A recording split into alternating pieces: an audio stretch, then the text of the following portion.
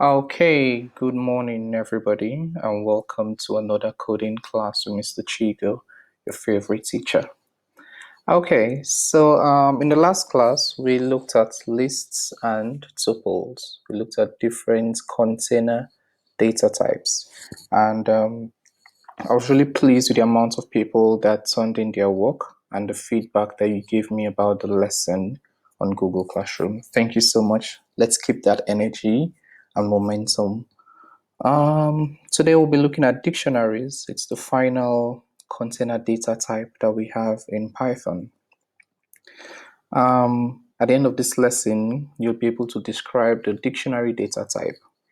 You'll be able to create them and use them in a Python program, and you'll be able to differentiate between your lists, tuples, and dictionaries. All right, this is an example of what a tuple looks like.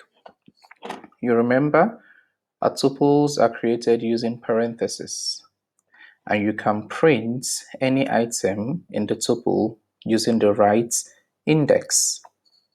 If you print 0, if you print the element at index 0, we have 1. The element at index 1, we have 2. It's the same for lists, only that in creating lists, we use square brackets. Now here's the beautiful thing about dictionaries. Dictionaries take a slightly different form. So unlike lists and tuples where the computer generates the indexes for you starting from 0, in dictionaries we supply our own indexes. And here we call the index a key.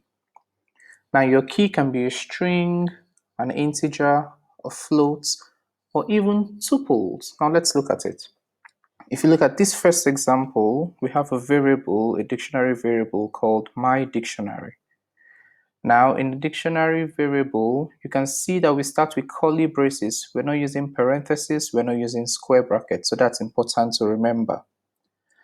Now, the first item that we throw in is the key. The key represents the index, and that's how you would identify a value in your dictionary.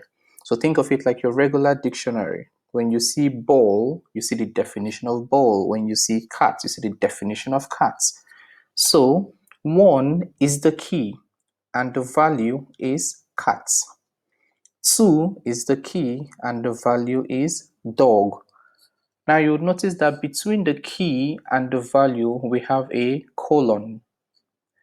And you can tell also that 1 in this case is an integer key.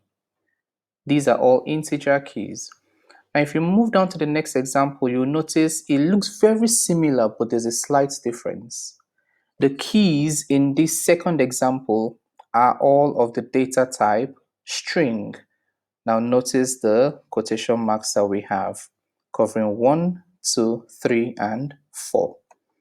So understand that in dictionaries, we have keys that represent our index, and the computer does not generate those for us.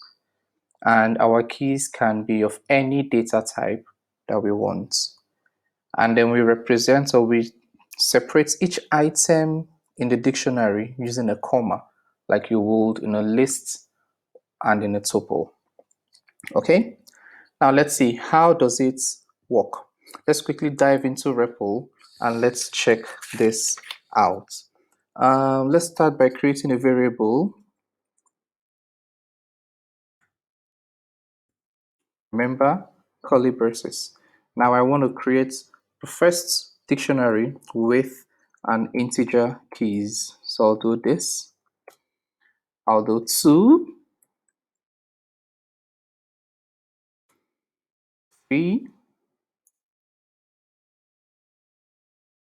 and let's add the fourth one. Hit enter. Now we have created the variable, my dictionary.